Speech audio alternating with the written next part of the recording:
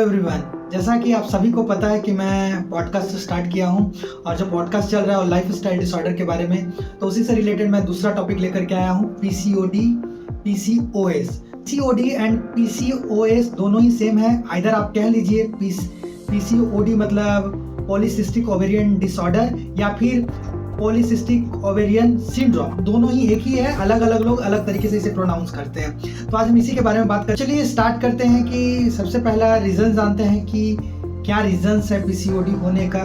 तो जैसा कि आपको ये पता है कि लाइफ स्टाइल डिसऑर्डर है, तो होने का जो मेन रीजंस है वो है आपका, अगर आपका पीरियड इरेगुलर हो रहा है, अगर आपका जो है फेस के ऊपर हेयर्स आ रहे हैं, इवन आपके चेस्ट के ऊपर भी कुछ हेयर्स आने लगे हैं, अनचाहे बाल आने लगे हैं, या फिर आपका बहुत ही ज़्यादा ओवरवेट हो गया है, बढ़ गया है आपका वेट, या फिर आपको बहुत ज़्यादा पिंपल हो रहा है आपके फेसेस के ऊपर। तो ये सब कॉमन रीज़न है जिससे आप सोच सकते हैं कि आपको पीसीओडी या पीसीओएस हो सकता है या हो रहा है। तो ऐसे अगर सिम्टम्स आपको देखने को मिले तो आप अपने नज़दीकी डॉक्टर से ज़रूर कंसल्ट करें। अब हम बात करें कि अमेरिकन एसोसिएशन जो है वो पीसीओडी को कब मानती है कि आपको पीसीओडी हो सकते हैं। तो 3 क्राइटेरिया है, जिसमें 2 क्राइटेरिया अगर आपके होते हैं तो आप ये मान के चलिए कि आपको पीसीओडी हुआ है। वो कौन 2 रीज़न है? वो सोनोग्राफी में पॉलीसिस्टिक ओवेरियन चेंज दिखाई देना, पहला रीज़न। नंबर 2, चेहरे पे अनचाहे बाल और मुहासे होना, ये दूसरा रीज़न है। तीसरा रीज़न, या फिर पीरियड्स में डिले होना, जैसे कि रुक रुक कर आना या फिर 15 दिन बाद आना, 20 दिन बाद आना, ये अनियमित इरेगुलर जो है आपका पीरियड्स है। तो अगर ये 3 कंडीशन में से कोई 2 आपको अगर ये लक्षण हैं तो आप समझ जाइए कि आपको पीसीओडी का लक्षण है और आपको तुरंत डॉक्टर से कंसल्ट करना चाहिए। बात करें कि पीसीओडी होता क्यों है।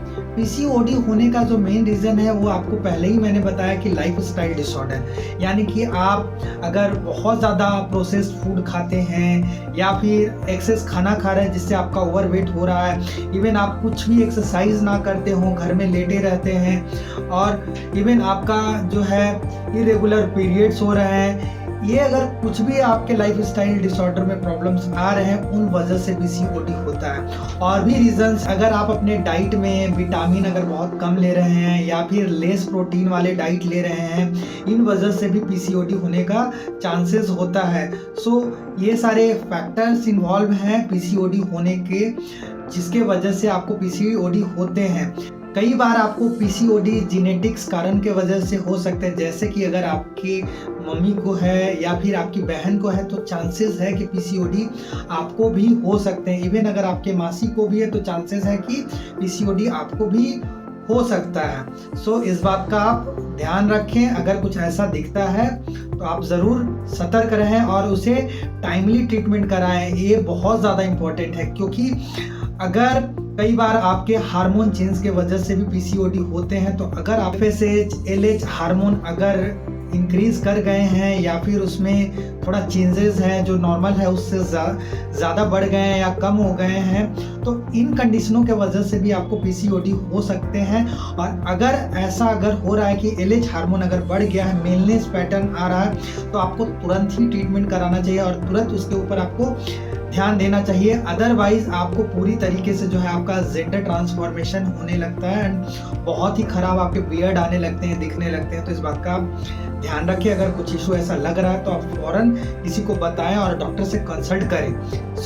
पीसीओडी कोई बहुत ही ज़्यादा टेंशन वाली रोग नहीं है। अगर नियमित रूप से अगर आप एक्सरसाइज करें, अगर सही से फूड लें, या फिर आप एक्सरसाइज मतलब क्या, एरोबिक एक्सरसाइज जैसे जॉगिंग वगैरह, जिसमें आपका जो है हार्ट रेट बढ़े, उस टाइप का अगर एक्सरसाइज करते हैं तो आपका वेट भी लॉस होता है एंड आपका बॉडी का मैकेनिज्म भी सही रहता है एंड आपको पीसीओडी होने का चांसेस नहीं होता। आपका पीसीओडी से का खतरा से आप दूर हो जाते हैं। इसलिए आपको एक्सरसाइजेज रेगुलर करने चाहिए। नॉर्मल जॉगिंग ही कीजिए, घर में ही वॉक कीजिए, लेकिन कीजिए।